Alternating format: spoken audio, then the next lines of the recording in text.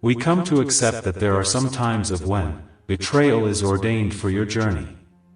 It is ordained for the sake of the lessons being of virtue for one to understand oneself for the sake of self-knowing, self-identity, as many have suffered the mental duality of feeling during the times of trial that the Creator of the universe must have created them as such, to turn unto the dark areas of the mind and spirit of where the individual will ultimately realize their purpose and who and what they are in fact either according to their pains of their strength to move forwards for the betterment of the mind and soul. This is of course for many, the most critical time to allow the divine to lead one through the storm without losing themselves, before they have the opportunity to find themselves inherently, while being from the beginning offered the gift of redemption or the ultimate choice of self-condemnation. There are some in truth whom find their peace within the state of what is perceived as condemned. Others who are in an opposing state shame them, while they are in fact at peace because at least they have come to know their purpose, rather it be ordained of them being what is titled saved, or condemned unto a spiritual state of death.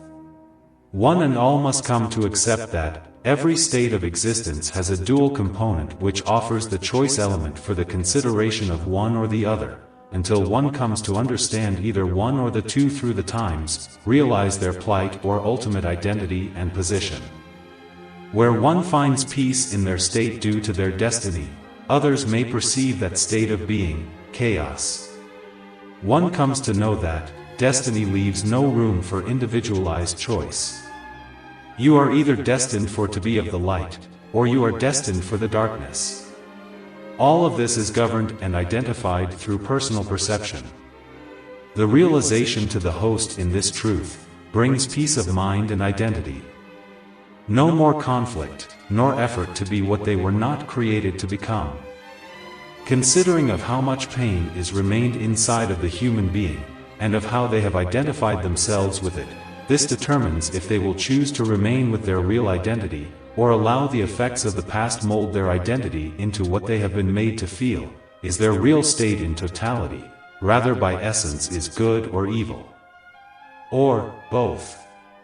Pain is a dual component as well, because there are some circumstances that we as humans go through. The zeal that is accumulated is in harmony with pain at times, is useful for an ultimate good cause and effect. Matters are beginning to matter less and less this day inside of the majority, including those who claim righteous and free of any inner pains.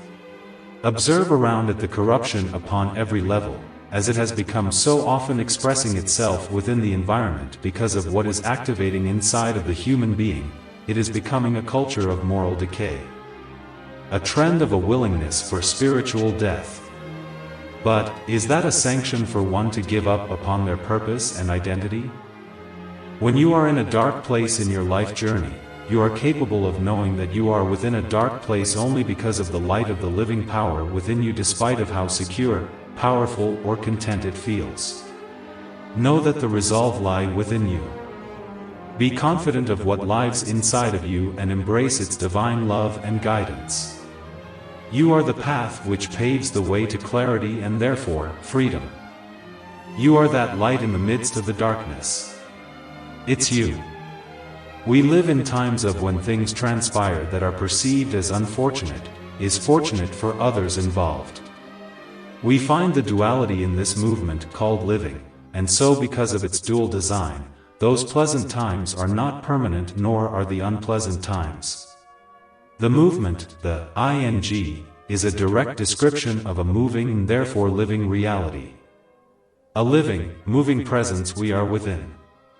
We find in this a dual compartment which contains individually a vital lesson and meaning which one and the other must learn for their minds to be risen into the state of emanate for the sake of being distinguished further into revealing portions of the self, so to never have to learn the primary meaning of what need to be done, to come to the place of where one can exist in this living experience in tranquility.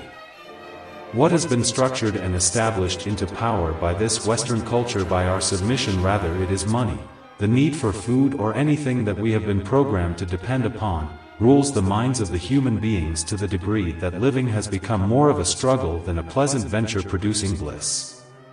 A struggle which many this day feel that if you lack anything that this Western culture deems as useful, valuable, or has substance to trade, then the human being looks upon one another as having no sustainability, no value.